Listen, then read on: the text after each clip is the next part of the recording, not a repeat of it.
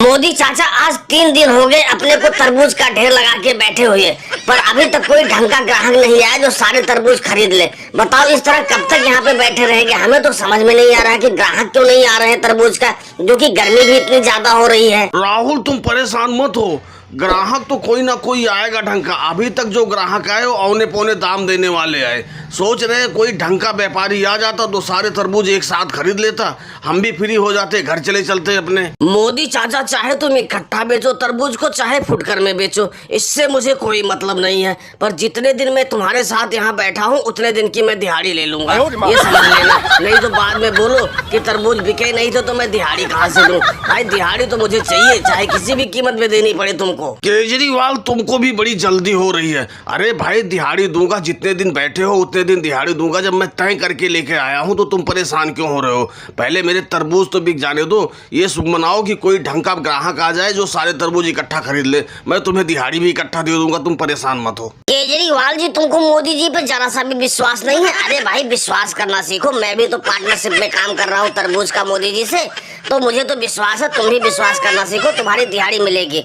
मोदी जी कोई व्यापारी आ रहा तगड़ा लग रहा है कि सारे तरबूज इकट्ठा खरीद लेगा, रेट थोड़ा ठीक ठाक करके देना। अरे भाई तरबूज किस भाव में दे रहे हो? तरबूज ठीक ठाक तो दिख रहे हैं, पता नहीं कच्चे हैं या कि पक्के हैं, लेकिन रेट अपना बताओ, ढंग का बताओ तो सारा तरबूज तुम्हारा इकट्ठा ही खरीद लेंगे। सेठ जी तरबूज में कोई कमी नहीं है, तरबूज सारे पके हुए हैं, हमने सारे तरबूज चेक करके ही तोड़े हैं खेतों से।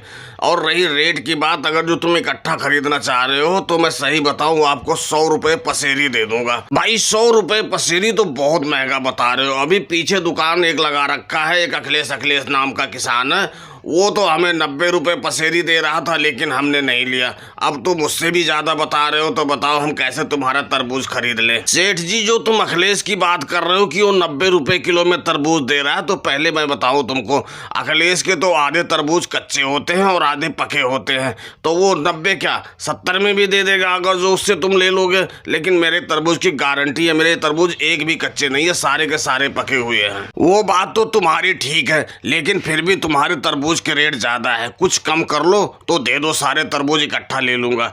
ऐसा करो 80 रुपए पसेरी दे दो, सारे के सारे तरबूज दे दो हमको, अभी हम लोड करवा लेते हैं। सेठ जी रेट तो तुम बहुत कम लगा रहे हो, 80 रुपए तो बहुत कम है, लेकिन फिर भी मैं एक बार अपने पार्टनर से पूछ लेता हूँ कि इस रेट में बेचना चाहता है कि नहीं बेचना चाहता।